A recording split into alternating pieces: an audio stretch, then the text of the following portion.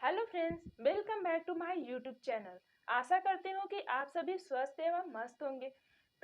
चलिए तो अब हम लोग अपनी क्लास को स्टार्ट करते हैं। कल हम लोगों ने पढ़ लिया था सूत्र निर्माण की प्रक्रिया एवं कताई। आज हम लोग नेक्स्ट टॉपिक अपना स्टार्ट करेंगे, सूत्र का वर्गीकरण। जैसा कि हम सभी को पता है कि अब हमारे एग्जाम बहुत ही करीब आ रहे हैं, तो इस उद्देश्य को ध्यान में रखते हुए हम लोग एक स्मार्ट स्ट्रेटेजी के साथ अपनी तैयारी को करेंगे। जो इतने भी एग्जाम में पूछे जाने वाले टॉपिक हैं सभी को कवर करेंगे और उसको क्लियर करते हुए आगे बढ़ेंगे। ठीक है, तो हम लोग पढ़ते हैं आज सूत्र निर्माण के जो वर्गीकरण है। सूत्र जब बनकर के तैयार हो गया और उसकी कताई भी हो गई, तो अब उसके वर्गीकरण की बारी आ गई कि उसको किस किस मतलब वर्ग में रख के करना चाहिए।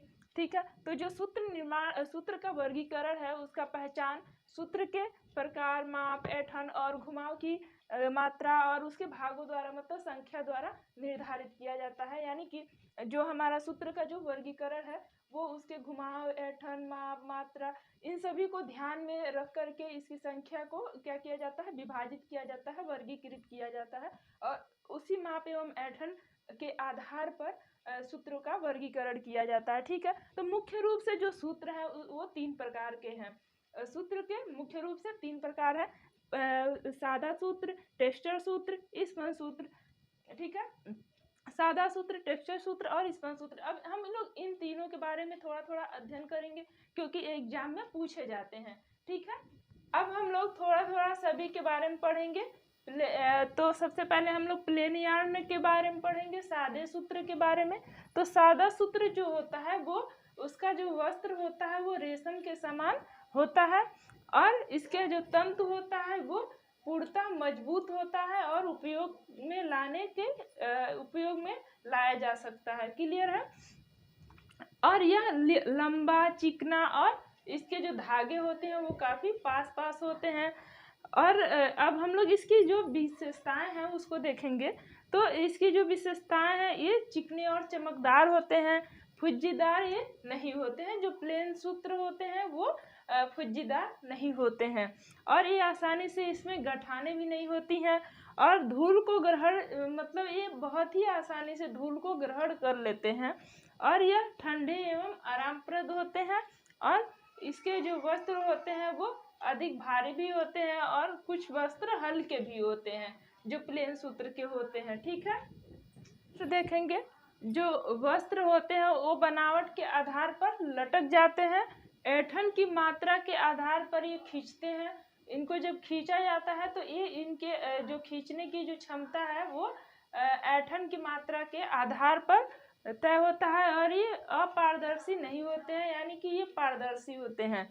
अवशोषक क्षमता जो होती है वो तंतु के संगठन के आधार पर निर्भर करती है। जैसे कि मान लीजिए थर्मोप्लास्टिक के जो वस्त्र होते हैं वो कम अवशोषित होते हैं और इनको डेनियर में मापा जाता है। सामान्यतः यह जो होता है बहुत कम या हम कह सकते हैं बहुत अच्छा ऐंठन या घुमाव दे करके निर्मित किया जाता है और इसके जो निर्माण की प्रक्रिया है वो बहुत ज़्यादा जटिल नहीं है, वो सामान्य है। मतलब कि ये सामान्य रूप से बहुत ही आसानी से बनाए जा सकते हैं। जो सादे सूत्र होते हैं, प्लेन यार्न होते हैं। ठीक है, क्लियर है? तो देखेंगे टेक्सचर सूत्र। टेक्सचर सूत्र जो होता है उसमें वस्त्र की जो मजबूती होती है वो फिलामेंट और स्पन यान दोनों को मिला करके होती है।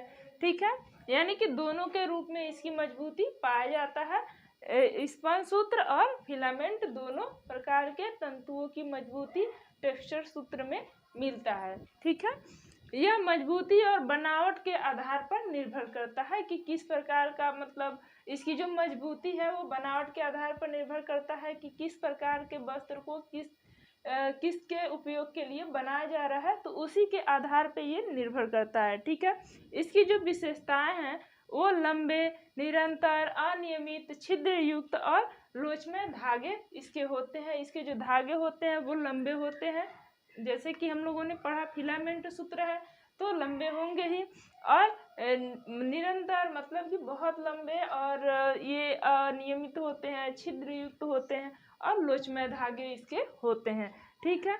इसकी जो सतह होती है वो रोएदार एवं खुरदुरी होती है और ये भी सादे सूत्र की ही भांति फुज्जीदार नहीं होते हैं। वस्त्र की जो बनावट होती है उसके गांठों पे निर्भर करती है और सादे सूत्र की अपेक्षा ये गंदगी को अवशोषित धूलकण को बहुत ही आसानी से अवशोषित कर लेते हैं। ठीक है। नेक्स्ट है सादे सूत्र की अपेक्षा जो ये टेक्सचर सूत्र होते हैं वो अधिक गर्म होते हैं और ये भारी होते हैं। आसानी से ये लटक जाते हैं, क्योंकि ये भारी होते हैं इसलिए आसानी से इसमें लटकनशीलता ज़्यादा पाई जाती है और लटक जाते हैं। ये सादे सूत्र की अपेक्षा अधिक अपारदर्शी होते हैं और सादे सूत्र की अपेक्षा ये अधिक अवशोषक क्षमता वाले भी होते हैं। इनको भी सादे सूत्र की ही भांति डेनियर में ही मापा जाता है और इनमें निम्न प्रकार की ऐंठन होती है और सादे सूत्र की अपेक्षा जो इनके निर्माण की जो प्रक्रिया है वो जटिल होती है।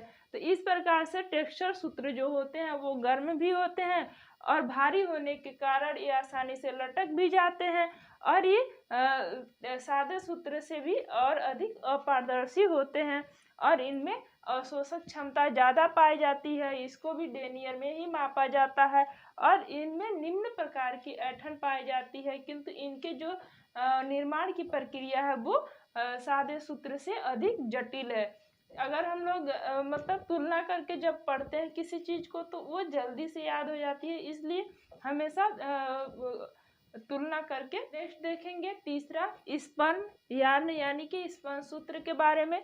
तो जो स्पन सूत्र होता है वो कपास या ऊन के समान होता है और यह जो वस्त्र होता है वो अधिक मजबूत नहीं होता है, क्योंकि स्पन सूत्र को जो जितने छोटे छोटे टुकड़ों को जो लघु आकार के होते हैं इस स्टेपल आकार के, तो उन तंतुओं को बट करके बनाया जाता है मिक्स करके, तो इसलिए ये अधिक मजबूत नहीं होते हैं और ये ऊन कपास और ऊन के समान होते हैं। तो जो छोटे तंतु होते हैं इसके जो तंतु होते हैं वो छोटे होते हैं जो कि निरंतर धागों के रूप में बटाई करके या ठंडे करके बनाया जाता है। इसकी विशेषताएं हैं ये मंद रोएदार होते हैं और फुज्जीदार होते हैं, इनमें गठाने भी होती है और ये धूल को शीघ्रता से अवशोषित कर लेते हैं और ये गर्म भी होते हैं और भारी भी होते हैं। ठीक है। सूत्र होते हैं गर्म एवं भारी होते हैं किंतु आसानी से ये लटकते नहीं हैं। ऐंठन की मात्रा इनकी खींचने की विशेषता पर निर्भर करती है और ये अधिक अपारदर्शी होते हैं, यानी कि जो हम लोगों ने सादा सूत्र और टेक्सचर सूत्र पढ़ा ये उनसे भी ज़्यादा अपारदर्शी होते हैं। अवशोषक क्षमता इनमें भरपूर पाई जाती है और ये त्वचा के लिए बहुत ही मतलब आरामदायक वस्त्र के रूप में उपयोग किए जाते हैं। माप जो इसका माप है उसको डेनियर में न माप करके सूत्रों की संख्या के आधार पर इसको मापा जाता है, यानी कि सूत्रों की संख्या में अभिव्यक्त किया जाता है।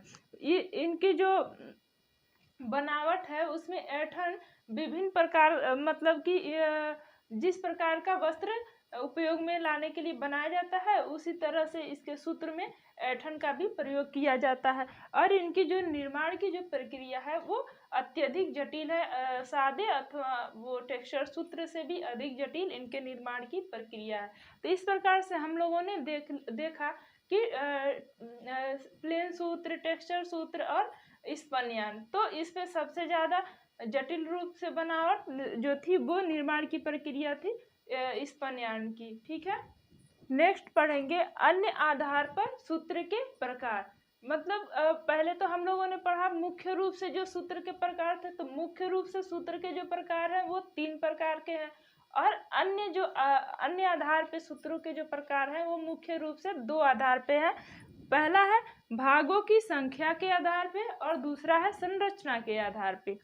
तो जो भागों की संख्या के आधार पे है उसको भी 2 भागों में बांटा गया है, सादे सूत्र और नॉवेल्टी सूत्र के रूप में। सादे सूत्र को 3 भागों में बांटा गया है, इकहरा सूत्र, प्लाय सूत्र और कार्ड या रस्सी सूत्र। ठीक है। और संरचना के आधार पे जो सूत्र का विभाजन किया गया है वो मुख्य रूप से 4 भागों में बांटा गया है, प्लाय सूत्र, केबल सूत्र और दोहरा सूत्र, नॉवेल्टी सूत्र। तो इस प्रकार से मुख्य जो अन्य आधार पे सूत्रों का विभाजन है वो मुख्य रूप से 2 भागों में बांटा गया है। एक भाग जो संख्या के आधार पे और दूसरा संरचना के आधार पे। तो संख्या के आधार पे 2 है, सादा सूत्र और नॉवेल्टी सूत्र, और संरचना के आधार पे 4 है, प्लाय सूत्र, केबल सूत्र, दोहरे सूत्र और नॉवेल्टी सूत्र। ठीक है, अगर वीडियो अच्छी लगे तो ज़्यादा से ज़्यादा लोगों को शेयर कीजिए, लाइक कीजिए और सब्सक्राइब करना मत भूलिए। Thank you for